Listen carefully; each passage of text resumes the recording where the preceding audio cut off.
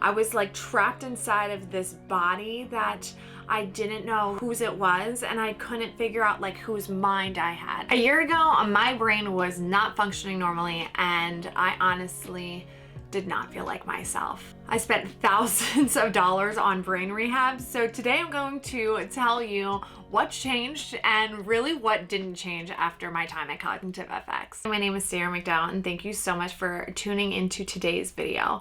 My life before Cognitive FX was a struggle bus, to say the least. I had consistent brain fog, I had cognitive difficulties, sometimes my speech would come out a little bit wonky. As a mom, I felt like the joy in my motherhood had been stolen from me.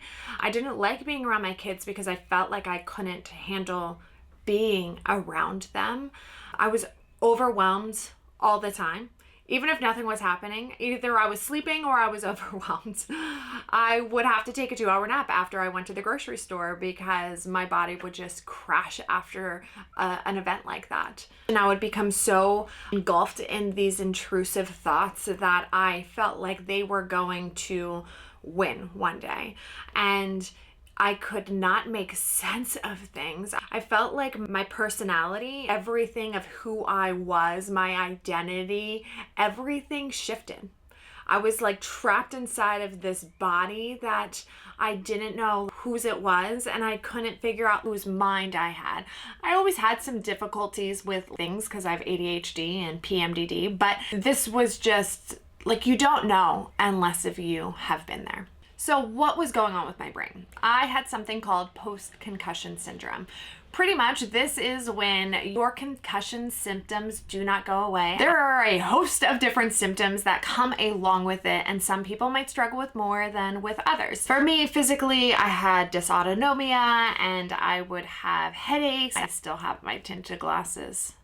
One of the things that have not changed. I would physically feel like I was getting a fever. I would get body aches. So there's a bunch of different physical things. Then I would have cognitive Then I would also have cognitive difficulties, like the brain fog, trouble concentrating, memory issues, slower thinking, reduced mental efficiency. Like I would just sit here and it would take me hours and hours to just do the most simple task. Emotional behaviors. So there's some irritability, anxiety, depression, apathy, and even personality changes. And then there's also the joy of maybe never feeling like you're going to get a good night's sleep again because your body just does not want you to rest well when it is resting. So why I chose Cognitive FX is because I was at a desperate point. I had tried everything I felt like I could within what was around me in New Jersey, and I just was not finding something that was really understanding what I was going through. And I found a blog that was connected to Cognitive FX, and I was reading it and I was like, this is the first time I've been seen. I'm not crazy. So I was nervous because it's a big investment, and to be honest, we thought that my insurance was going to pay 55% of it, and they did not. So it is definitely a hefty price to go to Cognitive FX. But is it worth it? Because what if it doesn't work?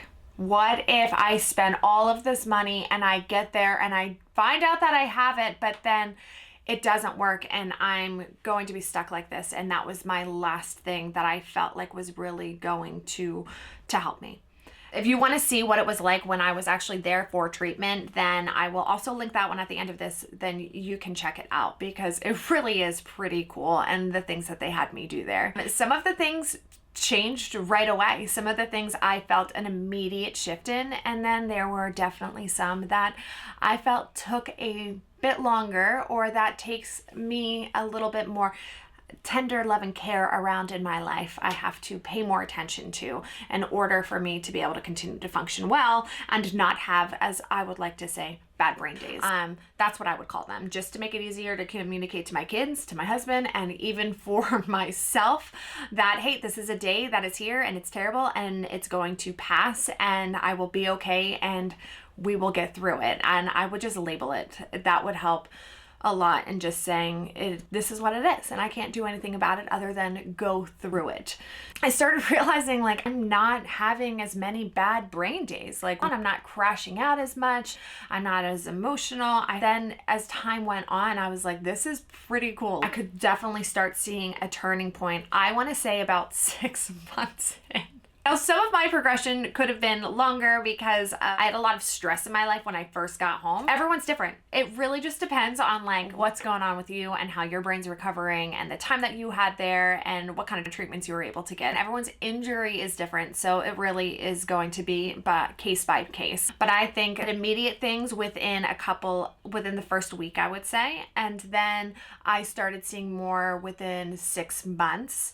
And now I have realized that I just have to do maintenance. When I say like I have to do maintenance and take care of things, I still have to do my cognitive exercises. I still do my workouts, my interval workouts, and I try to do those at least 3 times a week. And if I don't, then my dysautonomia, I feel it. I know my warning signs now, and I know like the things that are triggering me and like what takes more brain power and things that I'm sensitive to now after cognitive, because they were helpful for me to break down like what are the things that I am struggling with, because everything was just overload for my system before. So I just didn't even know how to like accommodate myself. So now I have like warning signs that I can see or feel in myself, and I can do what I need to like get back into feeling okay very quickly, which, guys, it's wild. I am so glad that I found this place. So what's actually changed? Physically, my brain energy is definitely way better. I can last longer and I have more clarity. I don't feel like I crash and think more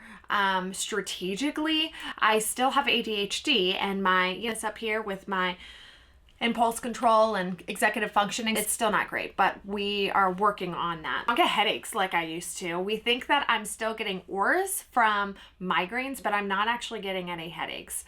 My eyes, I'm still wearing these tinted glasses. My eyes are still sensitive. If I'm sitting in front of a computer, or if I'm watching TV, or if I'm out in the sun, like I really just need something on my eyes, because immediately my eyes will start to hurt. And it's funny because that's one of those symptoms that they say they don't understand why it doesn't go away, and it's just kind of stayed for some people. So we'll see. I do still struggle with a little bit of emotional regulation. I would say I have more of a normal response to like emotions now, but I still can get kind of set off pretty easily. I'm still working on central nervous system repair. It's for the long haul. Like my daily life, I can work better. I can function with my kids. I enjoy being around my kids. I have way more capacity, and this has changed my relationships. Things were not calm or smooth or peaceful in our home for a very, very long time.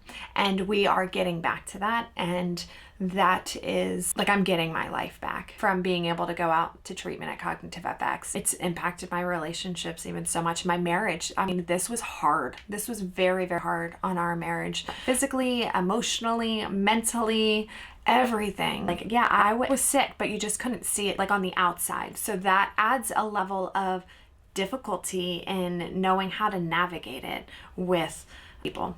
It's cool because like I'm actually able to do things that I enjoy again. I can actually work out now, which I couldn't before. I started a new hobby of one-wheeling, and this is my new happy place. Got a good helmet, guys. I put a lot of research into this. I will link it down below if you want to know what it is, because it's important to have a good helmet. I forgot to put this. I am still on medication for depression, but I want to say that that's more due to my PMDD. I do not think that I would be on medication if it was just my brain injury that we were talking about. That's how much things have like shifted for me. I can't even explain to you that I feel like I have more control over my brain in a way that I thought I was never going to again. Cognitive FX, if you are watching this, thank you. You guys changed my life and my family's life, so I appreciate it. If you guys are just here watching my story because you're interested and you know someone that might benefit from this, please, please share it, because I don't think it's like known enough. It took me a lot to try to figure out what was going on with me, and I don't want people to suffer longer than they need to. Is it worth it? 100%.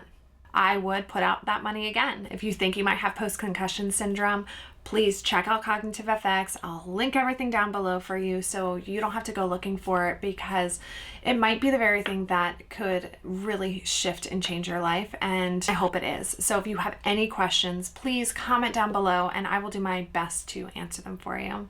And I will see you next time. Bye, guys.